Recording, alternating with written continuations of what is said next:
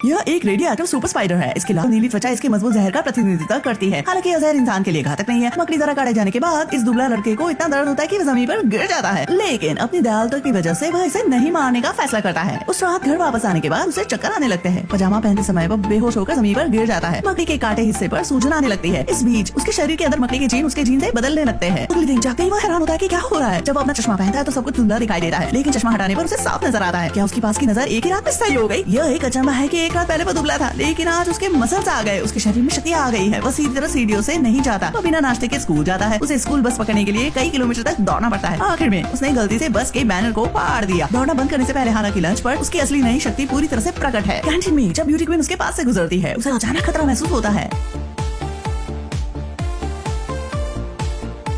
अरे वाह, आपकी प्रतिक्रिया अविश्वसनीय रूप से तीव्र है। वो उसके जाने का इंतजार कर रहा है। एक कांटा उसके हाथों से चिपक जाता है। मकड़ी के जाले उस कांटे को कसकर जकड़ लेते हैं। वह अचानक खाने की ट्रे में मकड़ी की जाली फेंकता है। अपनी बाहों को तेजी से वापस लेने की हड़बड़ी में उनके पीछे की ओर जा गिरती है। नहीं भागो। हालांकि क्योंकि ट्रे अभी भी उसके हाथ से चिपकी है, तो सभी जानते हैं कि उसकी शरारत है। ढलान की तरफ जाते उसे लगता है कि वह सुरक्षित है। बिना जाने की बड़ी मुसीबत उसका पीछा कर रही है। एकदम अभी उसकी मकड़ी की छठी इंद्रिय सक्रिय हो जाती है। उसकी त्वचा के सारे बार आसपास हो रही हरकत का पता लगा सकते हैं। एक कागज का विमान, एक छोटी सी मक्खी, लाल से डरकी एक छोटी सी पेपर बॉल और एक शक्तिशाली पॉट के आकार का पंच।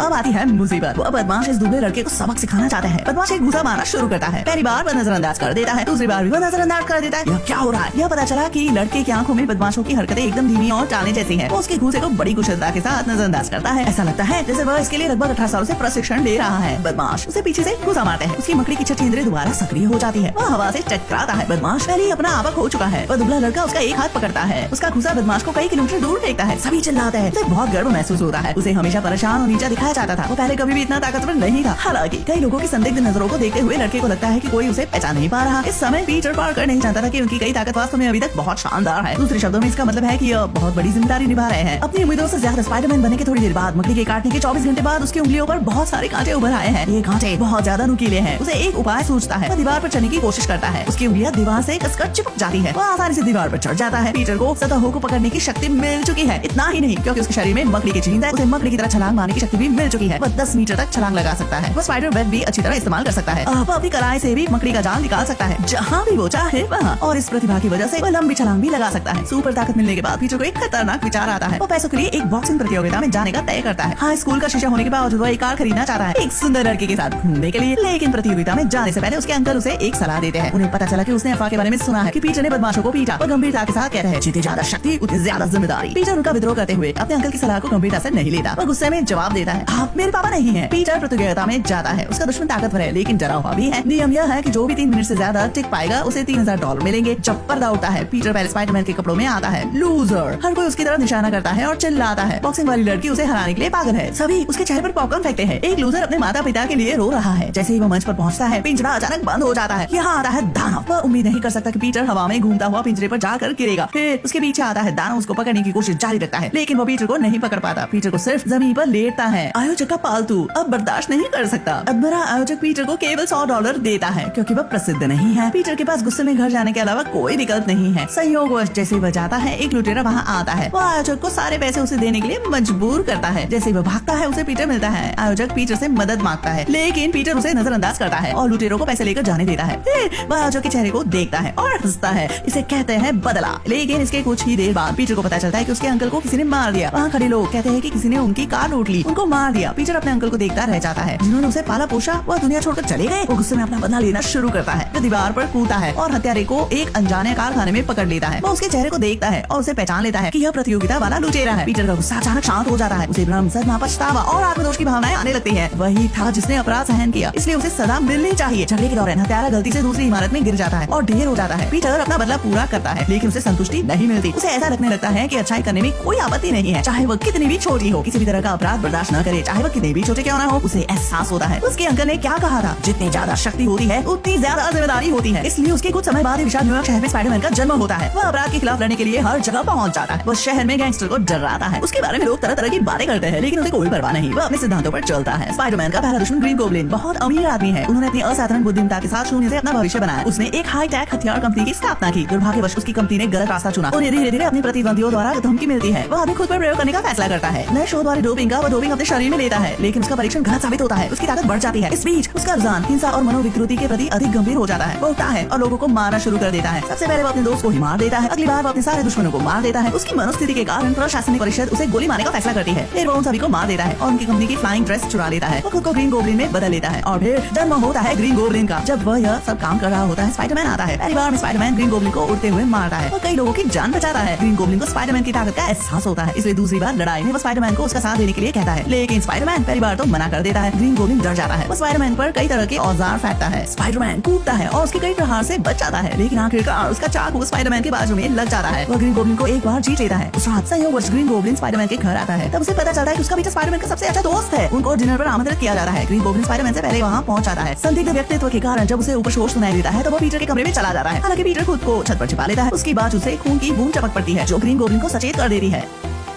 पीटर कैजुअल कपड़े पहनकर घर वापस आता है। जब अपना कोट उतारता है, हर किसी को पता चलता है कि उसकी बाजू से खून निकल रहा है। अब ग्रीन गोब्लिन सब कुछ देख चुका होता है। पीटर ही स्पाइडरमैन है। वह वहाँ से जल्दी जाने का बहाना मारता है और स्पाइडरमैन के परिवार से बदला लेता है। उसी रात वो पीटर के घर पर विस्फोट करता है। पीटर के आंटी को मरने से डर लगता है। अगले कुछ दिनों में वो पीटर की दोस्त मैरी जेन का अपहरण कर लेता है। जब वो सो रही होती है, वो उसको एक पुल के ऊपर ले जाता है। वो बच्चों से भरी एक केबल कार का भी अपहरण कर लेता है। जब स्पाइडरमैन वहाँ पहुँचता है, उसे दो विकल्प देता है, या तो वो अपने दोस्त को बचा ले या बच्चों को। तभी वो सभी को एक साथ छोड़ देता है। स्पाइडरमैन जल्दी से उनकी तरफ भागता है। पहले वो अपने दोस्त को लपकता है, उसके बाद उस केबल कार को। केबल कार लपकने के बाद वो अपना मकड़ी का जाल फेंकता है। कुछ वक्त के लिए वो सभी को बचा लेता है, लेकिन वह हिल नहीं पा रहा। ग्रीन गोब्लिन उस पर प्रहार करता है। स्पाइडरमैन को लगातार हवा में झूलना पड़ता है। वह पलटवार नहीं कर सकता, लेकिन केबल को कसकर पकड़ता है। वह अब इससे ज्यादा बर्दाश्त नहीं कर सकता। जैसे ही ग्रीन गोब्लिन फैटल ब्लो छोड़ने वाला होता है, वो एक उसके ऊपर कोई चीज फेंकता है। ब्रिज पर कई लोग ग्रीन गोब्लिन को बद्दुआएं दे रहे हैं और स्पाइडरमैन की वाह कर रहे हैं। वो उसे न्याय की रक्षा करने में मदद करना चाहते हैं। सभी के साथ की वजह से स्पाइडरमैन नीचे एक गुजरती हुई लाइफ बोर्ड पर केबल कार को ला पाता है। अचानक ग्रीन गोब्लिन उसे खींच कर ले जाता है और उसे एक अनजान कारखाने में फेंक देता है। जैसे ही वह खड़ा होता है तो उसके पास एक बम आकर गिरता है।